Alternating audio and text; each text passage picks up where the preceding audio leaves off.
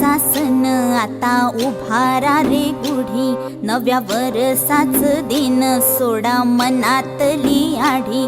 गेलं साली गेली आढी, आता पाडवा